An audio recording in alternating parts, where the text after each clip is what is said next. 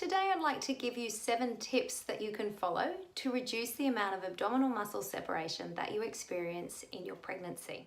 Your abdominal wall consists of 4 different muscles. You've got your rectus abdominal muscles, which are the outermost layer and that run up and down.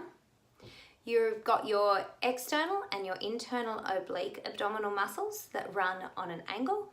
And then underneath those layers, you have your transverse abdominal muscle. And that, as the name suggests, runs with its fibers horizontally around, so from front to back. Between these layers down the center is a tissue called your linea alba. So your linea alba is connective tissue.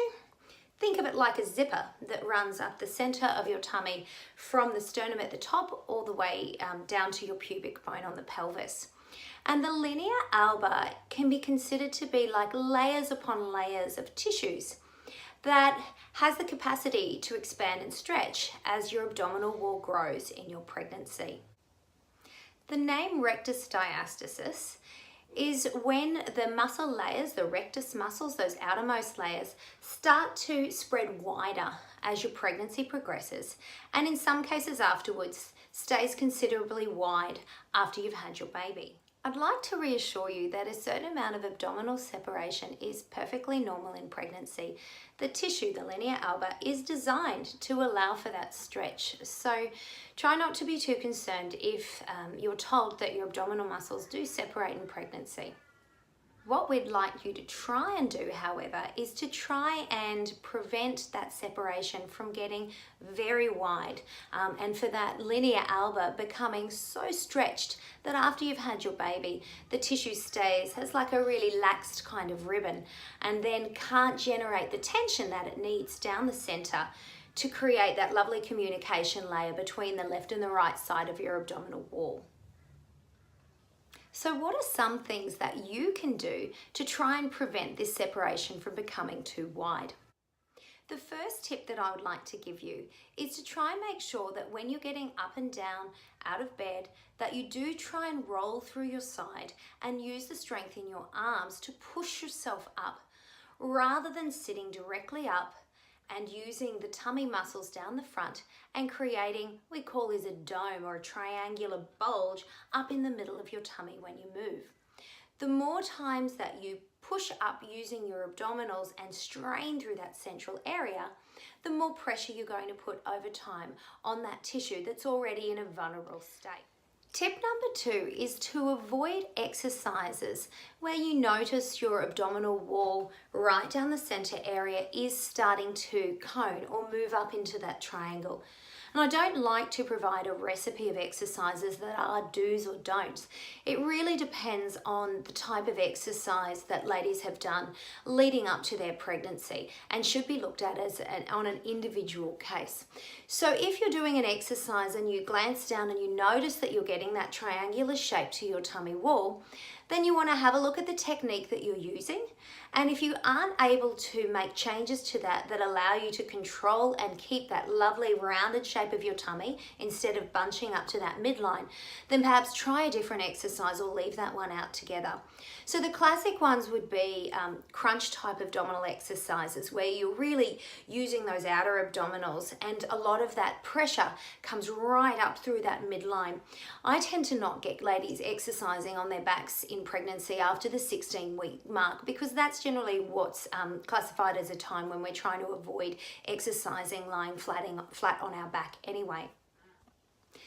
You may also find exercises that involve an extreme amount of extension of the spine where the sternum and the pelvis are pushed wide apart. That lengthening out may in fact actually cause some pressure up through that connective tissue layer down the center as well.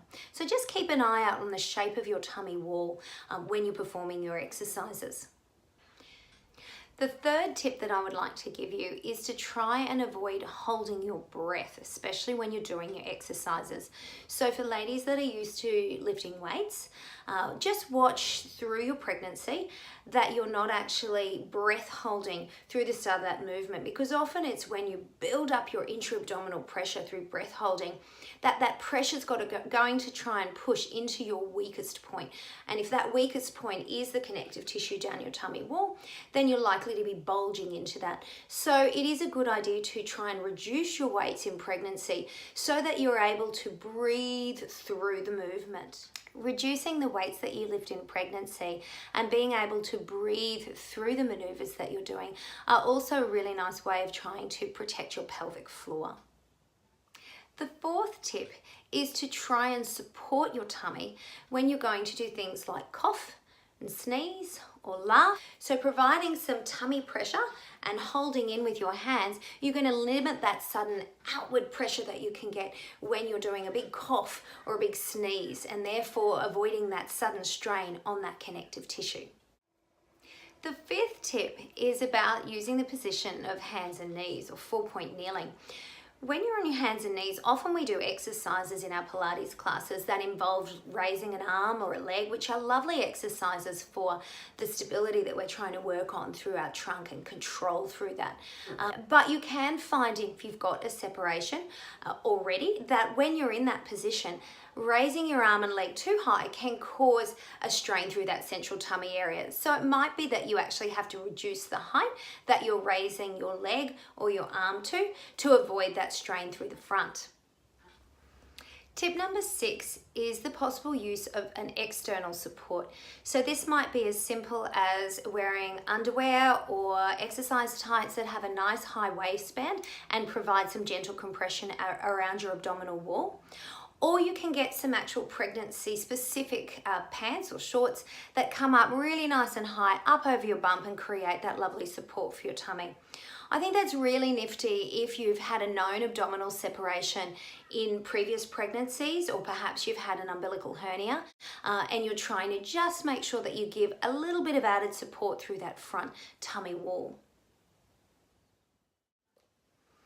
The final tip that I'd like to give you is really to just encourage you to continue to maintain an active, healthy lifestyle through your pregnancy. So there's no reason that having an abdominal muscle separation should stop you from participating in exercise while you're pregnant. So that's my list of 7. So just recapping again, the first point that you can do to try and prevent abdominal separations from getting too wide is to try and control the way you're getting in and out of bed by rolling through your side.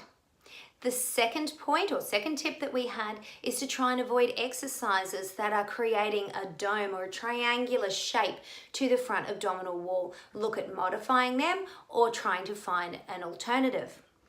Tip number 3 was trying to avoid breath holding when you're exercising. So try and remember to breathe through the movements. Tip number 4 was trying to use your hands-on support for things like coughing, sneezing, or laughing when you're going to apply a sudden pressure against that linear albuterric tissue. Tip number 5 was about the all fours position. So hands and knees position if you are doing exercises that involve raising and lowering limbs, just to make sure that you keep them a little bit below the horizontal or below the point where you would lift them and notice that that tummy was starting to feel a strain down the central tummy area. Tip number 6 was possible use of external supports, which might be underwear, might be tights with a nice high waistband, tubie grip that might be provided to you by a physiotherapist, or some pregnancy specific pants that come up nice and high above your belly button. And the final tip was just to make sure that you try and continue to stay active through your pregnancy. So don't let the fear of abdominal separation or from that widening stop you from participating in exercise as your tummy grows.